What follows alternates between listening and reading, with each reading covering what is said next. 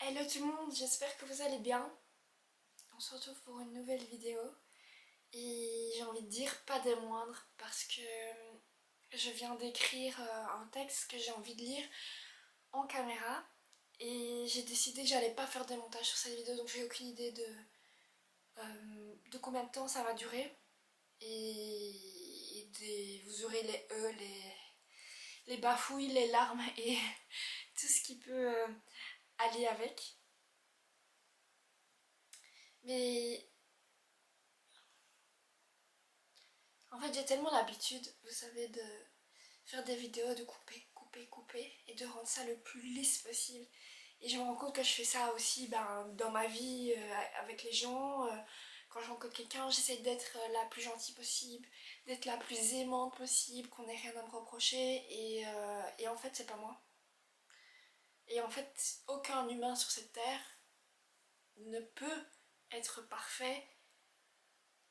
Et quand on se lisse comme ça, on finit par s'oublier et par ne plus savoir qui on est. Et désolée, mais c'est exactement ce que je vis en ce moment. Et pourquoi je me filme, je crois que j'ai besoin que ça reste quelque part. Ce que je vais lire. Et cette authenticité, j'espère que j'irai au bout et que je publierai cette vidéo parce que j'aime pas du tout qu'on me voit moins forte ou pleurer. Voilà. Je pense que j'aime bien garder un certain contrôle sur l'image que j'ai. J'ai pas envie qu'on me voit méchante, j'ai pas envie qu'on me voit si. Et là j'ai décidé d'être moi. Et du coup, si je fais cette vidéo, c'est parce que j'ai entamé un suivi psychologique, enfin même plusieurs. Et un des exercices que je dois réaliser pour ma prochaine séance, c'est d'écrire sur le sujet l'urgence de vivre vs le désir de vivre. Et je vous avoue que quand la psy m'a dit ça, j'ai pas trop compris la différence, puisque pour moi, je vis dans l'urgence de vivre constamment. Et donc je vais vous lire ce que j'ai écrit.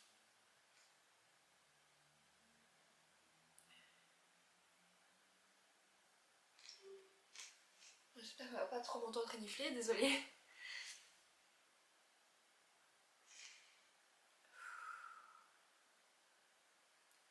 Je crois que j'ai longtemps vécu dans l'urgence. Pas parce que j'en avais pas envie, mais parce que j'en avais besoin pour survivre. On a tendance souvent à reproduire ce qu'on connaît et à vivre toujours de la même manière, de la même façon.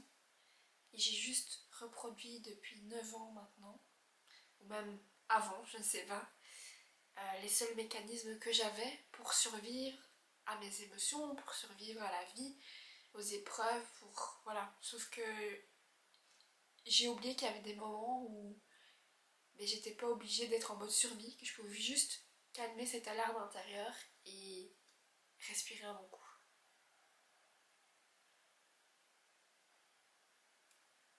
Quand tu vis dans l'urgence pendant trop longtemps, tu t'en rends même plus compte. T'entends même plus cette alarme au fond de toi. Tu es persuadé que tu vis, mais en réalité tu tiens juste le coup. Tu fais tout, vite, fort, comme si je voulais prouver que j'étais encore en vie. Après mon accident, c'était exactement ça. J'étais coincée dans ce corps et je dépendais de ce temps qui passait. Avec comme information, après 6 mois, on te renvoie chez toi.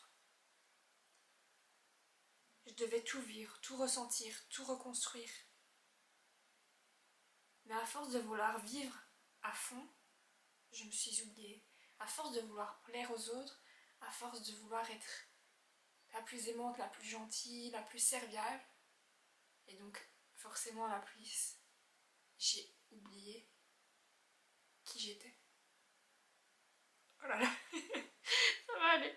En plus je fais cette vidéo alors que je suis censée partir, mais je me suis dit c'est trop important, il faut que ça sorte et que ça sorte dans tous les sens du terme. Je suis restée... j'étais restée plongée dans la survie sans réussir à remonter à la surface.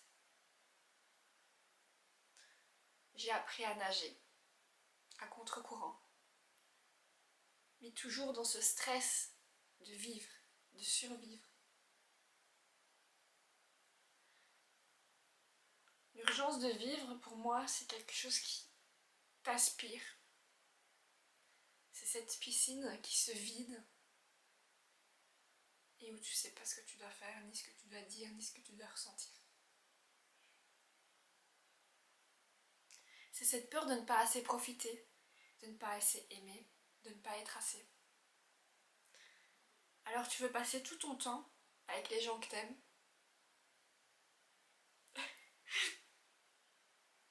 au point de parfois t'effacer. Comme si ta vie n'avait de sens que si elle était partagée. Oh là là. Mais au fond, c'est super angoissant. Parce que l'urgence, elle te laisse jamais respirer. Elle t'empêche même de savourer ce que tu as déjà. Aujourd'hui, et à cet instant précis, j'apprends doucement à vivre. Pas à survivre. Quand je sens que je retombe dans l'urgence, j'essaie de me poser, de respirer, de me rappeler que la vie ne s'enfuit pas et que la mort n'est pas à mes côtés, que la mort ne me poursuit pas. Pour moi, vivre, c'est être en paix. Voilà. Pour moi, vivre, c'est être en paix avec soi-même et avec les autres. C'est donner et recevoir de l'amour, sans la peur que tout disparaisse en une seconde.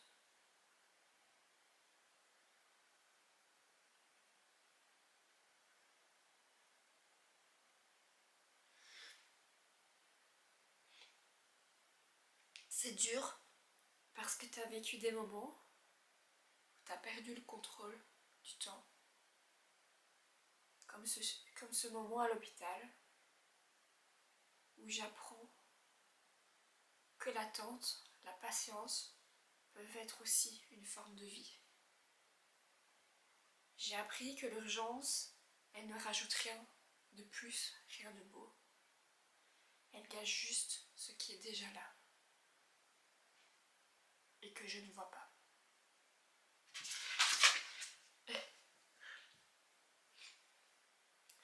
Alors aujourd'hui, j'essaie de ne plus courir après la vie.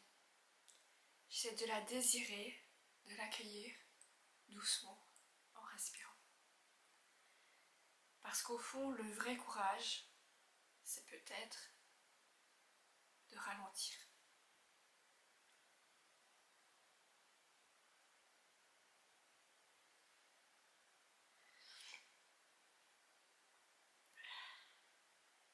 Je vais me moucher, j'arrive.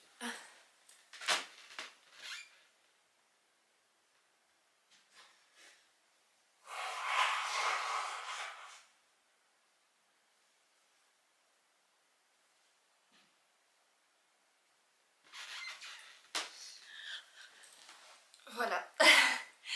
Ce qui a fait qu'aujourd'hui, j'ai pris mon courage et j'ai écrit ce que je vivais.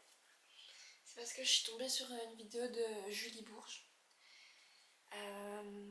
qui est très belle d'ailleurs. Je vous invite à aller la voir. Ça parle du fait que ce qui nous ne tue pas nous rend plus forts.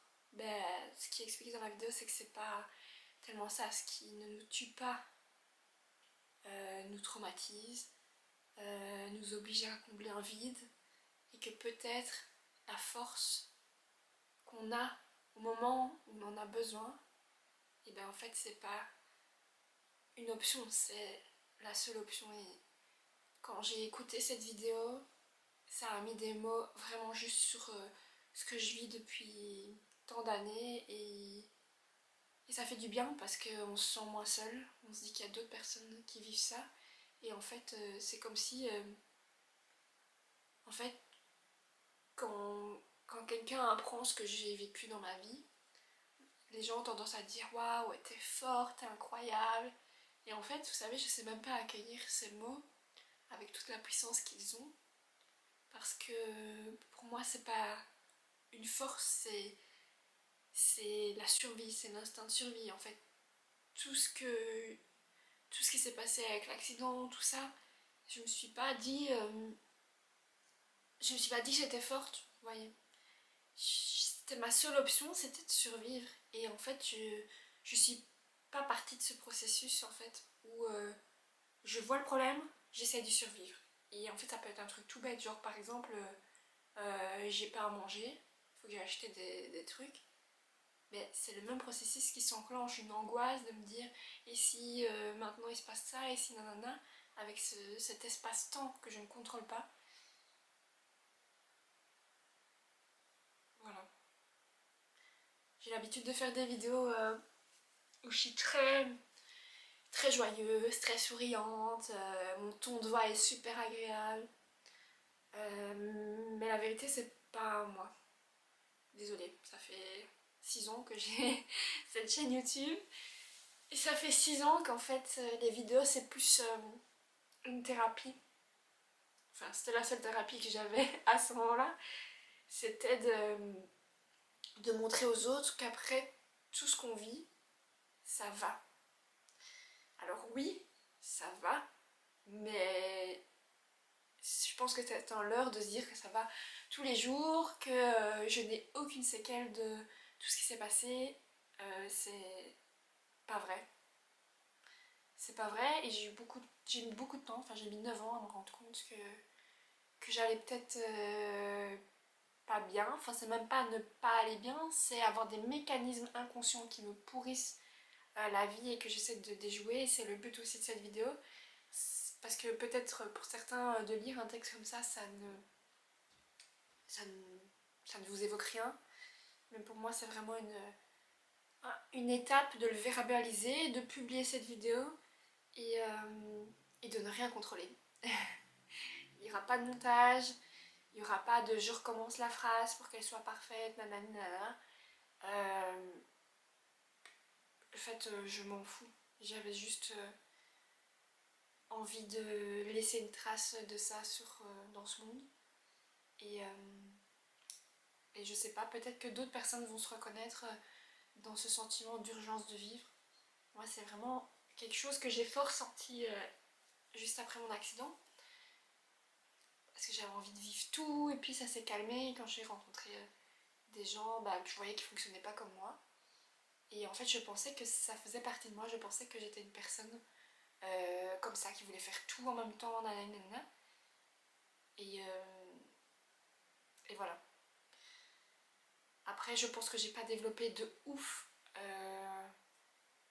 l'envie de vivre, parce que je suis en train d'y travailler. Quand on enlève l'angoisse de vivre, il y a un vide, et ce vide est tout à construire, et c'est mon objectif du moment. Parce qu'en fait, quand t'as vécu d'une manière totalement inconsciente, mais que t'as fait que ça, quand tu te dis, il faut que je change ma manière de voir les choses, ma manière de vivre, ma manière de fonctionner, et bien c'est un peu, je vous avoue, le vide. Le vide dans tous les sens du terme, c'est que je sais pas où je vais. Mais c'est pas grave, c'est le but du chemin, je pense. C'est de ne pas savoir. Sur ce, je vous souhaite quand même de passer un excellent... Je sais même plus comment je finissais mes vidéos, ça fait 1 an, j'ai disparu. Mais j'ai juste envie de vous dire, prenez soin de vous, c'est super important. Et c'est pas parce que vous pleurez que vous êtes faible, c'est peut-être juste que vous êtes un peu plus fragile et que c'est un élément que vous pouvez travailler pour être mieux avec vous. Les autres, on s'en fout. Je pense que pendant longtemps, moi, les autres, ça a été assez problématique. C'est que j'avais envie que les autres comprennent mon mal-être, j'avais envie qu'ils comprennent exactement ce que je vivais, ce que je ressentais. Mais si moi-même, je ne comprends pas ce que je vis, ce que je ressens, je ne vois pas comment l'autre pourrait le ressentir. Et je pense que c'est impossible. On ne peut pas ressentir ce qu'un autre humain vit dans sa propre vie. On peut imaginer, on peut l'accompagner, être présent, ou pas. Libre à chacun.